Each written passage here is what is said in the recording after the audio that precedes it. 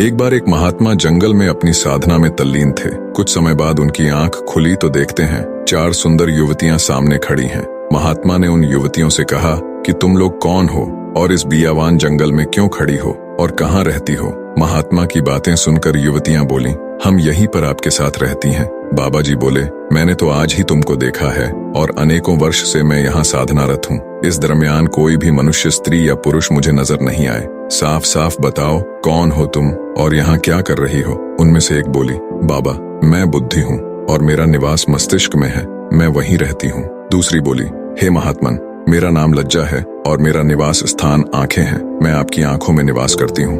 अब तीसरी भी बोल पड़ी, हे साधु, मेरा नाम दया है, मैं हृदय में निवास करती हूँ, अर्थात आपका हृदय ही मेरा घर है।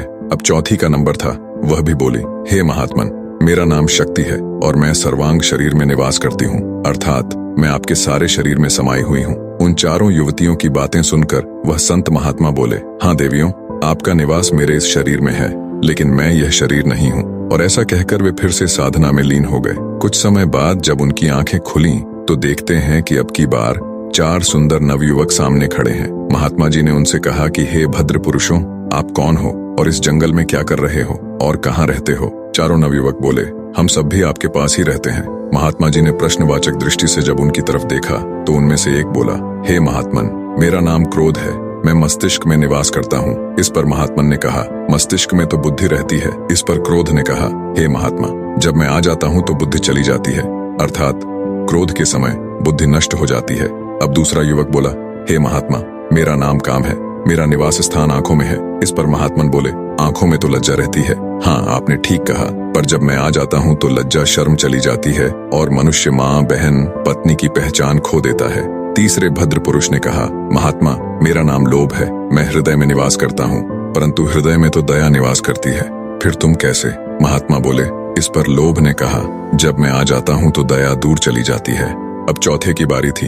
उसने कहा, मेरा नाम मोह है, मैं संपूर्ण शरीर में निवास करता हूँ। ऋषि बोले, परंतु शक्ति के सामने तुम कैसे ठहरते हो? नहीं महात्मन, मेरे आने पर शरीर शक्तिहीन हो जाता है। महात्मा जी ने कहा, तुम सबने ठीक कहा, तुम सब मेरे शरीर में ही वास करते हो, परंतु मैं यह शरीर नहीं हूँ, मैं इन सबसे परे, इनसे अलग हूँ।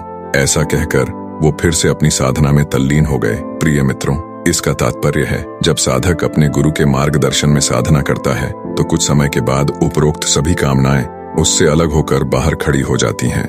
वह निश्चल हो जाता है। साधक को ज्ञान प्राप्त हो जाता है कि वह उस प्रभु की एक बूंद का अंश है और बाकी सब जड़ वस्तु है। परमात्मा ही शाश्वत सत्य है।